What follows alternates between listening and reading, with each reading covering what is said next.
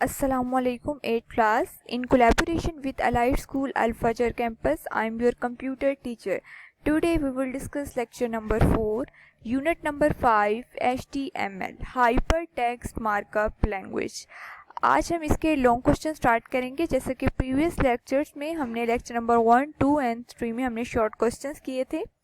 आज हम long question start करते हैं। हमारे पास फर्स्ट क्वेश्चन है the 3 types of list in HTML।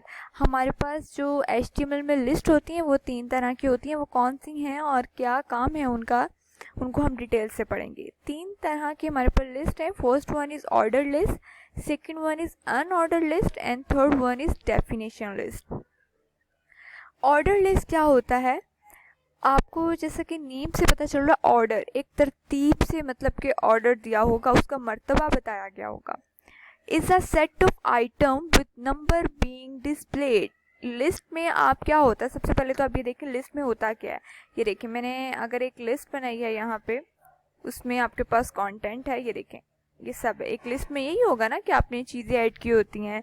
अब उसमें जो जितनी भी डाटा होगा ना, आइटम्स होंगी, वो नंबर से डिस्प्ले की गई होंगी, क्योंकि आपको नेम से पता चल रहा है ऑर्डर दिया गया होगा। लाइक आपके पास ये फर्स्ट है, इसे मैं नंबर दे देती हूँ, पेन चेंज करती हूँ, इसको मैं नंबर दे देती हूँ 1, इसके बाद इसको नंबर दे देती हूँ 2, इसके बाद 3। आपको पता चल रहा है कि लिस्ट में जितनी भी आइटम्स हैं उनको मैंने जो है वो उनको मैंने एक स्पेसिफिक नंबर दे दिए। तब इससे फ़ायदा क्या होगा कि जब आपको किसी स्पेसिफिक आइटम की ज़रूरत है, आप उसको ऑर्डर के मुताबिक, उसके नंबर के मुताबिक जो है उसे रिट्रीव कर सकते हैं, उसे फैच कर सकते हैं।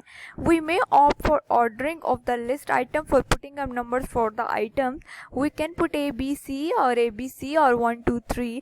मीन्स आप ज़रूरी नहीं है कि इसे 1 2 3 यानी कि न्यूमेरिक ही नंबर दें, आप इसे चाहें तो अल्फ़ाबेटिक भी दे सकते हैं। नंबर्स तो नंबर है ना, उनको आपने जब फैच करना होगा, लाइक मैं उसे A भी दे सकती हूँ इस तरह से, और साथ में नेक्स्ट को B। तो जब आपको पता है कि फर्स्ट में A है, इसके बाद BC, जाहिर है आपके पास एक ऑर्डर में ही चलेंगे ABCD तक, अप टू सोनी Z तक चलेंगे। इसी तरह आप उसको स्मॉल लेटर से भी रिप्रेजेंट कर सकते हो।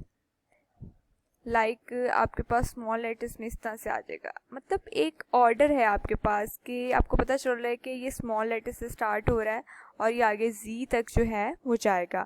आप उसे किसी भी तरह फैच कर सकते हो। The format of the order list is OL। O means order और L स्टैंड फॉर लिस्ट है।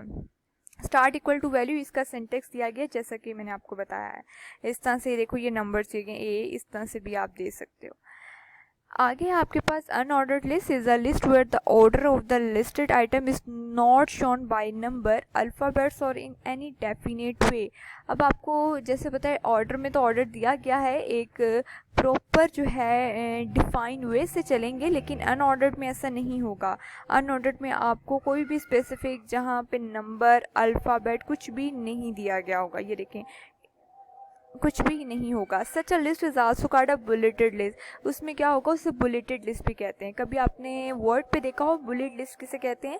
जहाँ पे अगर आपके पास ज़्यादा सारा कंटेंट है, उसे डॉट्स के जरिए शो किया गया, मीन्स एक लाइन है, आपके पास दूसरी लाइन है, थर्ड लाइन है, उसे बुलेट्स के ज़रिए जो है वो शो किया गया है।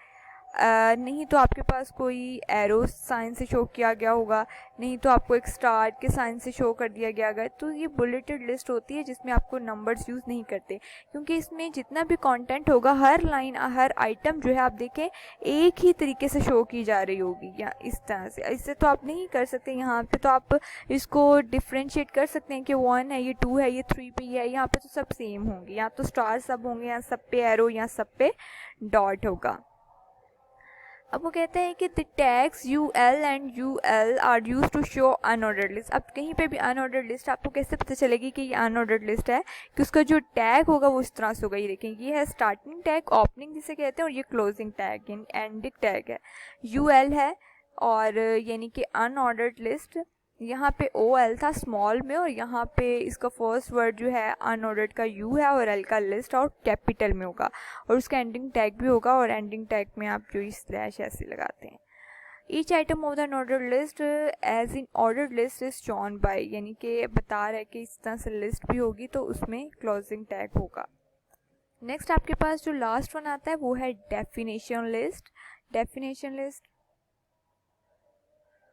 नेक्स्ट आपके पास डेफिनेशन लिस्ट में वो बताया हुआ है, this tag is useful in order to put up a list of definition. अब आपको पता है डेफिनेशन किसे कहते हैं, कोई भी किसी चीज़ की डेफिनेशन हो सकती है, तो लिस्ट ऑफ डेफिनेशन होगी ऑन वेब पेज। वो क्या करती है, जितनी भी डेफिनेशन है जो किसी चीज़ के बारे में इंफॉर्मेशन है वो कहाँ रख देती है, वेब पेज में, जो कि डिस्प्ले होना होता है।